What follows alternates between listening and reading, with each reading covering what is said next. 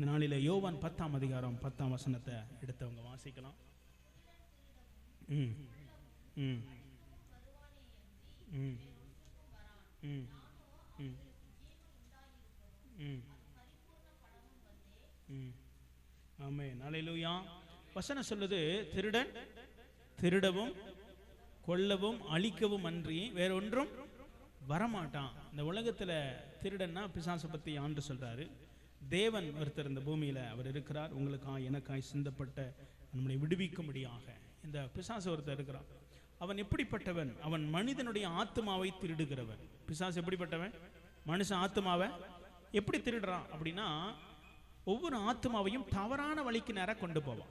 தவறான வழியில அந்த ஆத்மாவை வழி நடத்துவான். ஏன்னா இந்த ஆத்மா எங்க இருந்து வந்ததுன்னா, இது தேவனிடத்திலிருந்து வந்தது. ஒவ்வொரு ஆத்மாவும் கர்த்தர் இந்த பூமிக்கு ஒவ்வொரு ஆத்மாவை இந்த பூமிக்கு அவர் அனுப்புகிறார் அப்படின்னு வசனம் சொல்லுது. ஏன்னா நீங்க சங்கீதத்துல பாத்தீங்கன்னா, பிள்ளைகள் கர்த்தரால் வருகிறாங்க அப்படின்னு சொல்லப்பட்டிருக்கு இல்லையா? கற்பத்தின் கனி அவனால் கிடைக்கும் பலன் என்று சொல்லப்பட்டிருக்கு. அப்ப கற்பம் தரிக்கப்படுகிற ஒரு குழந்தை பிறக்கும் பொழுது அது தேவனால தான் வருகிறது, மனிதனால் அல்ல. தேவன் ஒவ்வொரு குடும்பத்துக்கும் பிள்ளைகளை அவர் தான் கொடுக்கிறார், நம்மளால இல்லை. ஒரு கணவன் மனைவியினால பிள்ளைகள் உருவாகிறது இல்லை. ஆத்மாவை பரலோகத்திலிருந்து அவர் பூமிக்கு அனுப்புகிறார். அந்த ஆத்மா கெட்டு போக கூடாது என்பதற்காகத்தான் அவர் படைத்த இந்த ஆத்மா. முதல்ல எப்படி படைச்சாரு? ஆதாம் ஏவாளோடு கூட ஒரு சந்ததியை இந்த பூமியில அவர் படைச்சு சந்ததியை பெருகும்படியா செய்யணும். அது வழியாகத்தான் நம்ம எல்லாரும் பெருகி இருக்கிறோம். மனிதன் பாவத்துக்கு அடிமையானபடினால அவன் வாழ்க்கை பிசாசின் கையிலே ஒப்பு கொடுக்கப்பட்டது. அந்த ஆத்மா ஏதேன் தோட்டத்தில் அவர்கள் பாவத்தை ஏவன் எதை செய்ய சொன்னாரோ அதை செய்யாம செய்யக்கூடாதுன்றதை அவர்கள் செய்தார்கள். சாப்பிடக்கூடாதுன்னு சொன்னாங்க, சாப்பிட்டாங்க. அதனால அவர்கள் பாவத்துக்கு பிசாசுக்கு தன்னை விற்று கொடுத்துட்டாங்க. பிசாசு அந்த அதிகாரத்தை முழுவதும் உலகத்தை கையில் எடுத்துக்கொண்டான். ஆனா அது நிமித்தம் பாவம் இந்த உலகத்திலே பிரவேசிக்க ஆரம்பிச்சிச்சு. இந்த பாவத்திலிருந்து மனிதனை விடுதலையாக்கும்படியாக தான் இந்த இயேசு உலகத்துக்கு அவர் கடந்து வந்தார். அதெல்லாம் நமக்கு தெரிஞ்ச விஷயம் தான். அப்ப ஏன் அப்படின்னா ஆண்டவர் சொல்லுது, மறுபடியும் அந்த வசனத்தை வாசிங்க. திருடன் திருடவும் கொல்லவும் அழிக்கத்தான் வருகிறான், வேற ஒண்ணுக்கு வரமாட்டான். வந்தேன். யோவான் 10:10 நீங்க பாத்தீங்கன்னா, யோவான் எழுதின சுவிசேஷம் 10வது அதிகாரம் 10வது வசனம் நீங்க பாத்தீங்க அப்படின்னா, திருடன் திருடவும், திருடன் இந்த பிசாசு ஆத்மாவை திருடுகிறான். ஒரு குடும்பத்தில் இருக்கிற சமாதானத்தை திருடுகிறான், ஒரு குடும்பத்தில் இருக்கிற சந்தோஷத்தை திருடுகிறான், ஒரு குடும்பத்தில் இருக்கிற நிம்மதியை அவன் திருடுகிறான். சில குடும்பத்தில் நிம்மதி இல்லாம இருக்கும், சில குடும்பத்தில் சந்தோஷம் இல்லாம இருக்கும். நீங்க பாத்தீங்க அப்படின்னா அதெல்லாம் அவன் வேலை தான். அவன் தான் அதை அவன் திருடுகிறான், அவனுடைய வாழ்க்கை. ஏன் அப்படின்னா அவன் திருடவும் அவன் கொல்லவும், ஒரு ஆத்மாவை கொல்லும்படியாக அவன் கடந்து வருகிறான். ஆனா வசனம் சொல்லுது, நானும் அவைகளுக்கு ஜீவன் உண்டாயிருக்கவும் அது பரிபூரணப்பட வந்தேன். அப்ப ஒவ்வொரு ஜீவனும் அவர் பரிபூரணப்படும்படியாக அவர் கடந்து வந்தார். இந்த ஜீவன் எதற்காக வந்தது? இந்த நமக்கு கொடுக்கப்பட்டிருக்கிற ஜீவன் பரிபூரணப்படணும். அல்லேலூயா. இந்த ஜீவன் நல்லா இருக்கணும். குடும்பத்தை ஏன் கர்த்தர் கொடுத்தார்? இந்த குடும்பம் நல்லா இருக்கணும், இந்த குடும்பம் சமாதானம். ஏன் சில குடும்பத்தில் குடும்பத்தை நாசம் எடுக்கிறான், அந்த குடும்பத்தினுடைய நிலைமையை அவன் மாற்றுகிறான், அந்த குடும்பத்தில் இருக்கிற சந்தோஷத்தை எடுத்து போடுகிறான், அந்த குடும்பத்தை தவறான வழியில் அவன் கொண்டு போகிறான். அப்ப ஆண்டு சொன்னாரு, திருடன் திருடவும் கொல்லவும் அழிக்கவும் வந்தான், ஆனா நானும் ஜீவன் உண்டாயிருக்கவும், அந்த ஜீவன், ஆமா, ஜீவனை கொடுக்க மட்டுமல்ல, அந்த ஜீவன் பரிபூரணம். ஒவ்வொரு ஜீவனும் நல்லா இருக்கணும். எதுக்கு நம்ம ஆலயத்துக்கு வர சொல்றோம்? இந்த ஆலயத்துக்கு வந்தாதான் இந்த ஜீவன் பரிபூரணப்படும். ஹல்லேலூயா. ஆலயத்துக்கு வந்தாதான் அந்த ஜீவன் பிசாசின் கையிலிருந்து காக்கப்படும். ஆலயத்துக்கு வந்தாதான் அந்த ஜீவனுக்கு தேவையான எல்லா உதவியும் தேவன் செய்வார். ஹல்லேலூயா.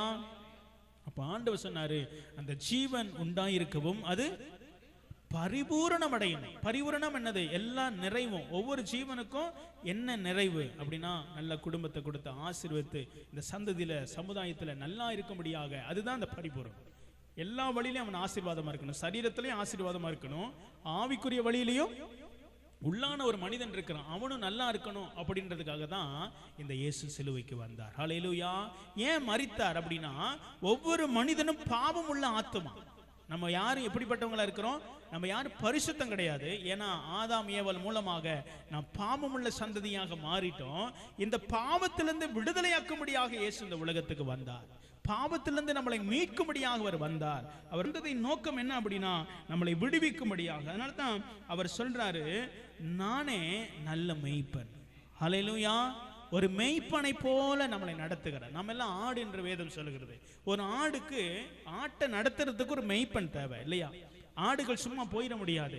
அப்ப ஆண்டு சொல்றாரு, நான் உனக்கு நல்ல மேய்ப்பனா இருக்கிறேன். ஹல்லேலூயா. இந்த மேய்ப்பன் நல்ல வழிகாட்டி. ஹல்லேலூயா. இந்த மேய்ப்பன் நமக்கு சரியான வழியை சொல்லிக் கொடுப்பார், சரியான பாதையை சொல்லிக் கொடுப்பார், சரியான வழியில நம்மளை நடத்துவார். ஏன் ஸ்கூலுக்கு நம்ம அனுப்புறோம்? ஏன் அங்கே டீச்சருக்கு இருக்கிறாங்க அப்படின்னா டீச்சர்கள் நல்லதை போதிக்கிறாங்க. ஹல்லேலூயா.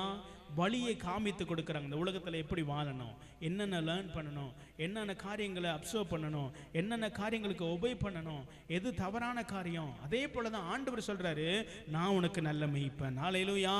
குடும்பத்தை எப்படி நடத்தணும், வாழ்க்கை எப்படி நடத்தணும், சமுதாயத்தில் எப்படி வாழணும், அதுக்கு தான் இந்த இயேசு வந்தார். இயேசு உலகத்துக்கு ஏன் வந்தார் அப்படின்னா உங்களை என்னை வாழ வைக்கும்படியாக வந்தார். ஹல்லேலூயா. அந்த ஜீவன் பரிபூரணப்படணும். ஜீவன் நல்லா இருக்கணும். அந்த ஜீவன் கெட்டு போயிடக்கூடாது. ஆனால் பிசாசு இந்த ஆத்மாவை என்ன செய்ய பார்க்குறான்? கெட்டு போக பார்க்குறான். தவறான வழியில கொண்டு போறான். தவறான வழியில போய் இந்த ஆத்மாவை அழித்து விடுகிறான். ஆனால் கர்த்தர் சொல்றாரு, நான் அழிப்பதற்காக வல்ல, இந்த ஜீவனுக்கு நன்மை உண்டாக நான் வந்தேன். ஹல்லேலூயா.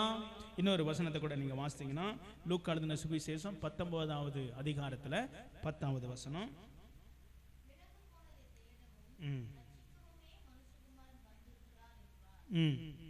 இழந்து போனதை தேடவும் ரட்சிக்கவுமே மனுஷகுமார் எதுக்கு வந்தாரு? இழந்து போனதை தேடுகிறதுக்காக வந்தார். இழந்து போனதை தேடும். எது இழந்து போயிட்டான் மனுஷன்? ஜீவனை இழந்து போயிட்டான், பரலோகத்தை இழந்து போயிட்டான். அவனுக்கு நரகம் தான் வைக்கப்பட்டிருக்குது. பாவமுள்ள ஆத்துமா சாகவே சாகும். பாவம் செய்கிறவர்கள் நரகத்திலே தள்ளப்படுவார்கள். பாவம் எதனால வருது? பாவம் பிசாசினால வருகிறது. அப்ப பாவம் செய்கிறவன் பிசாசோட தொடர்பில் இருக்கிறபடினால அவன் பரலோகத்துக்கு வர முடியாது, அவன் நரகத்துக்கு போயிடுவான். ஏன்னா அது அவனுடைய வேலை. ஆனா நன்மை செய்கிறவன் தேவனால் உண்டாயிருக்கிறான், அவன் பரலோகத்துக்கு வந்துடுவான். ஹல்லேலூயா. இங்க ஒரு படத்தை பார்த்தீங்க அப்படின்னா ஒரு மேய்ப்பனுக்கு பின்னாடி என்ன செய்யுது? ஆடு. இந்த ஆடு யாரு? நாம மெய்ப்பன் முன்னாடி போக நமக்கு அவரு பின்னாடி போகணும். இந்த பின்னாடி போனா இந்த ஆத்மாவுக்கு எப்பொழுதும் நன்மை செய்வார். ஹல்லேலூயா. இவர் பின்னாடி போனா என்ன கிடைக்கும்? கெடுதல் கிடையாது, நன்மை கிடைக்கும். நீங்க அந்த வசனத்தை நீங்க பாத்தீங்க அப்படின்னா எடுத்து வாசிங்களேன். யோவான் 10:27 வாசிங்க.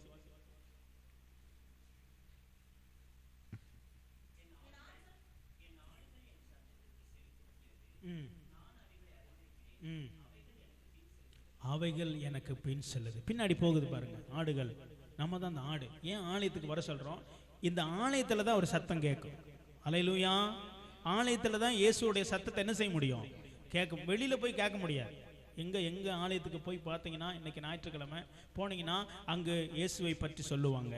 அங்க இயேசுனுடைய சத்தம் நம்ம காதுல கேட்கும். மெய்ப்பனுடைய சத்தம் ஆட்டுக்கு தேவை இல்லையா? மெய்ப்பன் எங்க இருக்கிறான் அப்படின்னா மெய்ப்பன் இருக்கிற இடத்துல ஆடு இருக்கும், ஆடு இருக்கிற இடத்துல மெய் இருப்பார். ஹல்லேலூயா.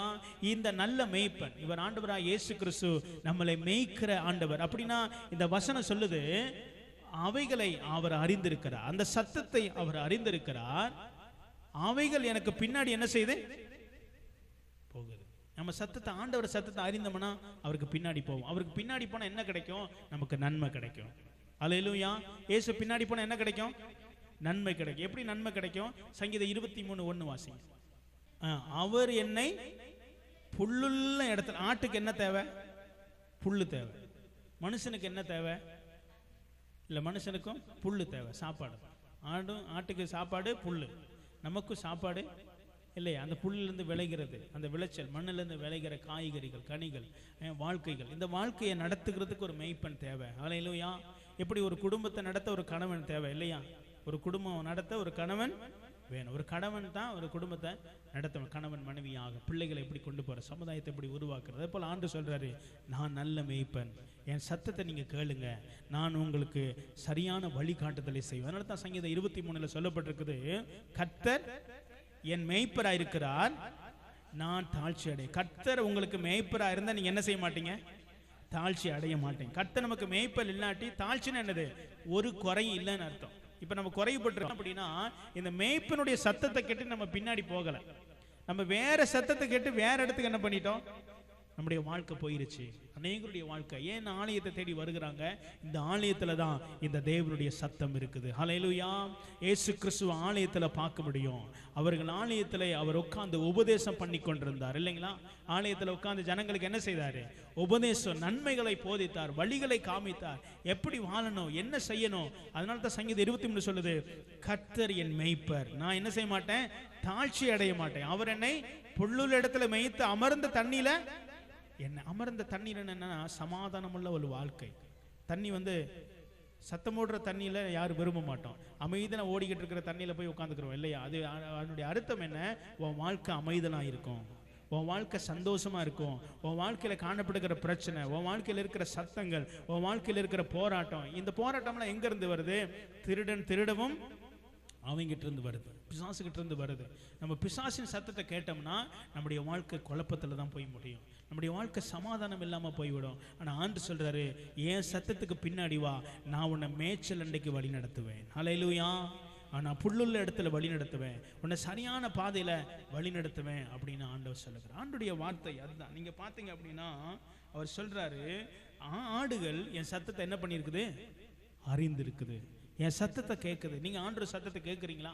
கேட்டீங்கன்னா உங்க லைஃப் நல்ல லைஃபா மாறிடும். உங்க வாழ்க்கை இது வரைக்கும் நம்ம என்னென்ன சத்தமா கேட்டிருக்கலாம், ஆனா ஆண்டவர் சொல்றாரு, மகனே என் சத்தத்தை கேளு, என்னுடைய வழியில நட, உன் வாழ்க்கை மாறிடும். ஹல்லேலூயா, ஹல்லேலூயா. நீங்க ஆண்டுடைய வார்த்தையை நீங்க கேட்பீங்களா? உட்கார்ந்துருக்கிறோம். ஏன் இப்படி ஜனங்கள் எல்லாம் ஞாயிற்றுக்கிழமை ஆலயத்துக்கு போறோம்? ஆலயத்துல தான் அவர் சத்தம் இருக்குது. அந்த சத்தத்தை கேட்டோம்னா அவர் என்னை புல்லுள்ள இடத்துல மேய்ப்பார், என் வாழ்க்கையை சரியா கொண்டு போவார், என் வாழ்க்கை தவறான பாதையில கொண்டு போகாம அவர் நேரான பாதைக்கு நேரா நம்மளை கொண்டு போகிற அவர் தெய்வமா இருக்கிறார். யோவான் 3:17 வாசிங்க. அவர் எதுக்கு வந்தார் அப்படின்னா உலகத்தை ரட்சிப்பதற்காக இயேசு வந்தார். ஹல்லேலூயா. இயேசு எதுக்கு வந்தார் அப்படின்னா நம்ம நல்லா புரிஞ்சுக்கணும், உங்களையும் என்னையும் அந்த உலகத்தை ரட்சிப்பதற்கு. ரட்சிப்புன்னு என்ன தெரியுங்களா? காப்பாத்துறது. ரட்சிப்புனா என்னது? காப்பாத்துறது. ஒரு இடத்துல விழுந்து கிடக்கிற ஒரு மனுஷன் அவனை தூக்குறது ஒரு ரட்சிப்பு இல்லைங்க? அதனால ரட்சிக்கப்படுகிறது அப்படின்னா இப்ப நம்ம எல்லாம் கேட்கிறோம், நீ ரட்சிக்கப்பட்டுட்டியாப்பா அப்படின்னு கேட்கிறோம். ரட்சிக்கப்படுகிறது என்ன? உலகத்துல பாவத்துல விழுந்து கிடத்த என்ன இயேசு என்ன பண்றாரு? தூக்கி எடுத்து இப்ப எங்க கொண்டு வந்து நிறுத்துறாரு? சபையிலே கொண்டு வந்து நிறுத்துறார். இந்த சபையில எனக்கு என்ன நடக்கும்? எனக்கு பாதுகாப்பு. இந்த வசனத்தை நீங்க பாத்தீங்கன்னா வசனம் சொல்லுது, my sheep hear my voice. என் ஆடுகள் சத்தத்தை என்ன செய்யும்? கேட்கும். நம்ம ஆடுகள் யார் சத்தத்தை கேட்கணும்? மெய்ப்பன். மெய்ப்பனுடைய சத்தம் எப்படிப்பட்டதா இருக்குது? என்ன புல்லுள்ள இடத்துல நடத்துகிற சத்தம். ஹல்லேலூயா. என் குடும்பத்தை சரியா நடத்துகிற சத்தம். அதனால தான் குடும்பத்தை எப்படி நடத்தணும் அவர் சொல்லி கொடுப்பார். இப்படி நடத்து, வேண்டாத காரியத்தை விட்டு இந்த வழியில போ, இவ்வளவு செய். அது கர்த்தருடைய மெய்ப்பனுடைய சத்தம். அந்த மெய்ப்பனுடைய சத்தத்தை கேட்டா நமக்கு நிறைய ஆசீர்வாதம் என்ன செஞ்சிடும்? நம்முடைய வாழ்க்கையில வரும். நம்முடைய நிலைமையெல்லாம் மாறிடும், நம்முடைய பிரச்சனையெல்லாம் என்ன பண்ணிடும்? மாறி. ஆண்டவர் நமக்கு ரொம்ப நல்ல தெய்வமாக அவர் இருக்கிறார். யோவான் 10:1 வாசிங்க.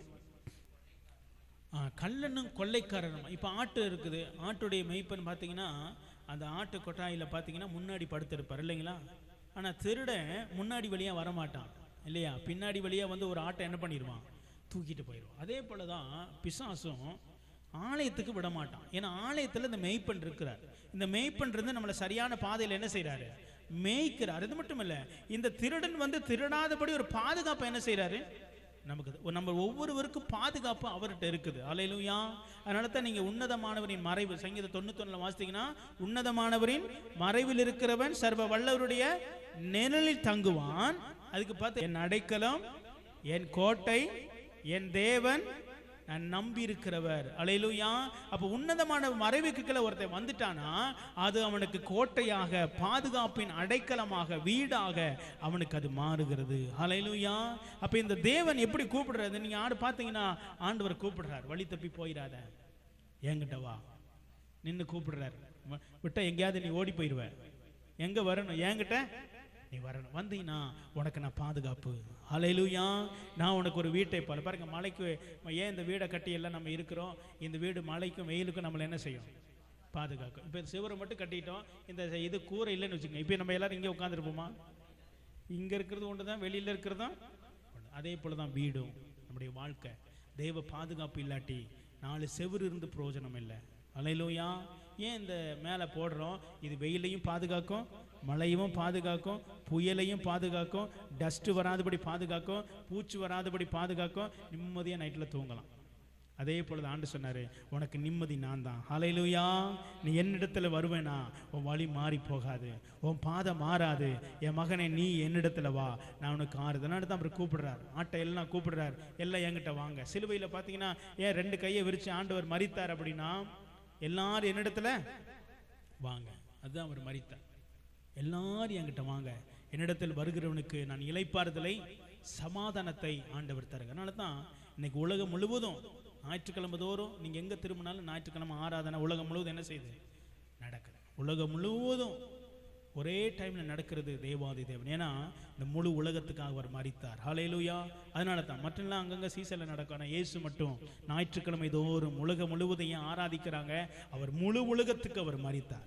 உலகத்தை ஆக்கினிக்கு தீர்க்கும்படியாக வராம, உலகத்தை ரட்சிக்கும்படியாக, காப்பாற்றும்படியாக அவர் வந்த. சொல்றாரு, உன்னதமானவரின் மறைவுக்குள்ள மகனே, என் மறைவுக்கு கீழே நீ வந்துரு, நீ எனக்குள்ளாக உன் வாழ்க்கையை ஒப்புக்கொடு, நான் உனக்கு கோட்டையாக பாதுகாப்பாக இருப்பேன், எந்த தீமையும் எந்த பிரச்சனையும் உன்னை அணுகாதபடி நான் பார்த்துக்கிறேன். ஹல்லேலூயா.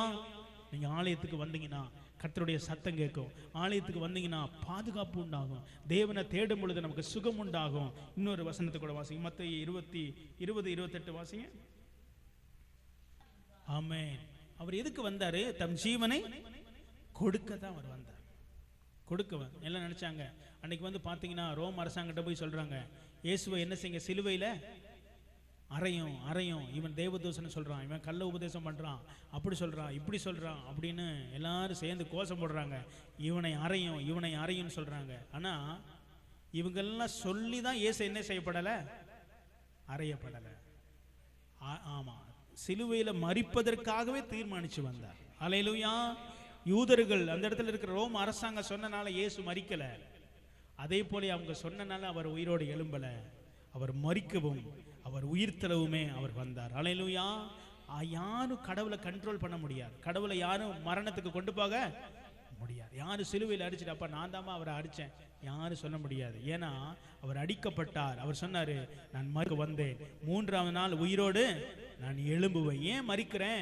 என் ஜனத்தினுடைய பாவம் மன்னிப்பதற்காகவே நான் மரிக்கிறேன். ஹல்லேலூயா. நான் ஏன் அடிக்கப்பட்டேன்? எல்லாரும் என்ன அடிக்கும்படியா ஏன் நான் ஒப்பு கொடுத்தேனா? என்னுடைய ஒவ்வொரு அடியும் பிசாசின் வைத்திருக்கிற எல்லா சாப கட்டுகளை நிர்மூலமாக்குவதற்காகவே நான் சிலுவைக்கு கடந்து வந்து மரித்தேன். ஹல்லேலூயா. அதனால தான் அந்த வசனம் சொல்லுது, அவர் மனிதர்களை ரட்சிக்கும்படியாக அவர் கடந்து வந்தார். இன்னொருத்தர் அந்த வசனத்தை வாசிக்கிறீங்களா? மத்தேயு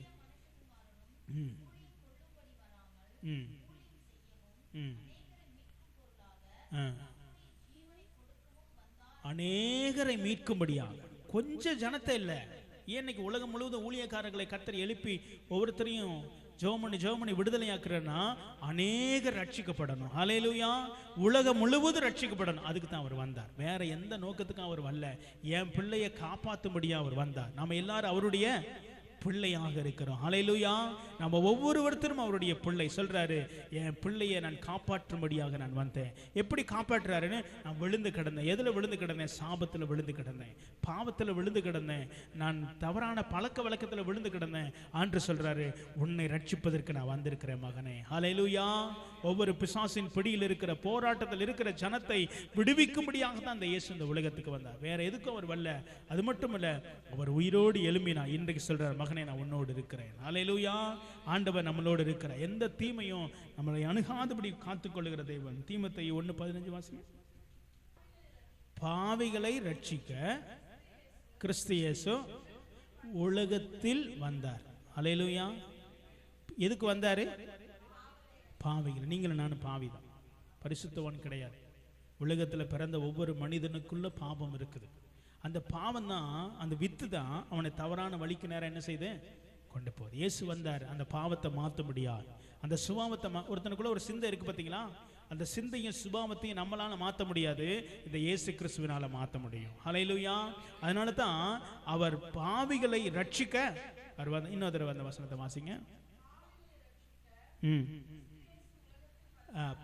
பாவிகளை ரட்சிக்க கிறிஸ்து இயேசு உலகத்தில் வந்தார் என்ற வார்த்தை உண்மையும். ஆமென். போதும் பாத்திரம். ஏன் அப்படின்னா அவர் வந்ததை அவர் செய்தார். அல்லேலூயா. அவர் எதுக்கு வந்தார்? உங்களை என்னையும் அவர் ரட்சிக்கும்படியாய் அவர் கடந்து வந்தார். பாருங்க, இந்த படத்தை நீங்க பார்த்தீங்கன்னா இந்த சத்தத்தை கேட்கணும். இப்ப இவர் கூப்பிடுறாரு, இயேசு கூப்பிடுறாரு. ஆடுகள் இருக்கிற நாம அவரை தேடி வருகிறோம். இந்த சத்தம் கேட்கும். ஆண்டவர் கூப்பிட, மகனே தவறான வழியில போகாத, உன் பாவ வாழ்க்கைய விட்டுட்டு மனம் திரும்பு, நீ நல்ல மகனாக வாழு, நல்ல இடத்துல வாழு. இப்ப ஆடு பார்த்தீங்கன்னா மேய்ப்பன் சத்தத்தை கேட்கும். அந்த மேய்ப்பனுக்கு நம்ம பழகணும். அப்ப சபைக்கு தொடர்ந்து வந்தோம்னா அந்த மேய்ப்பனுடைய சத்தம் நமக்கு என்ன செய்யும்? இப்ப ஆடு இன்னொருத்தர் வளர்க்குறாரு, நான் போய் கூப்பிட்டா வருமா? நீங்க கூப்பிட்டாலும் வராது. ஏன்னா அந்த மேய்ப்பன் கூப்பிட்டாதான். இந்த மேய்ப்பனுடைய சத்தத்தை தொடர்ந்து இருந்தாதான் அவர் சத்தத்தை நம்ம கேட்க முடியும். அந்த சத்தம் இயேசு பேசுகிறார் அப்படின்னு சொல்றாங்க இல்லையா? இயேசு எப்படி பேசுகிறாரு? ஆலயத்துக்கு தொடர்ந்து வந்தீங்கன்னா அவர் பேசுறது நம்ம காதுல கேட்கும். அல்லேலூயா. நீங்க ஜெபம் பண்ணா அவர் பேசுறது, அவர் பேசும்போது அவர் என்ன சொல்லுவாரு? தவறான வழியில போகாத, என் சத்தத்தை கேட்டு எனக்கு பின்னாடி வா அப்படின்னு சொல்லுவார். இப்ப இயேசுக்கு பின்னாடி நம்ம என்ன செய்யணும்? போனோம்னா அவர் நம்முடைய வாழ்க்கையை ஆசீர்வதிப்பார், நம்முடைய வாழ்க்கையை சரியான பாதையில அவர் கொண்டு போவார். அதனால தான் இங்க வார்த்தையை பார்த்தீங்கன்னா அவர் சொல்றாரு, நானே நல்ல மேய்ப்பன். அல்லேலூயா. நல்ல மேய்ப்பனுடைய சத்தத்தை கேட்டு நாம் பின்தொடர்ந்து போவோம். நிச்சயமா நம்முடைய வாழ்க்கை ஆசீர்வதிக்கப்படும். விசுவாசிக்கிறீங்களா? நீங்க நம்புறீங்களா? ஆண்டுடைய வார்த்தையை நம்புனீங்கன்னா உங்க வாழ்க்கை மாறும். ஆலயத்துக்கு வந்தீங்கன்னா ஆண்டுடைய சத்தம் என்ன செய்யும்? கேட்கும். நீங்க ஜெபம் பண்ணா ஆண்டுடைய சத்தத்தை என்ன செய்ய முடியும்? கேட்க முடியும். இவர் தவறான மெய்ப்பன் அல்ல, இவர் நல்ல மெய்ப்பன். அதனால தான் ஏன் இத்தனை வசனத்தை வாசித்தோம்? அந்த அத்தனை வசனத்துல என்ன இருக்குன்னா, எதுக்காக வந்தேன் அப்படின்றது இருக்குது.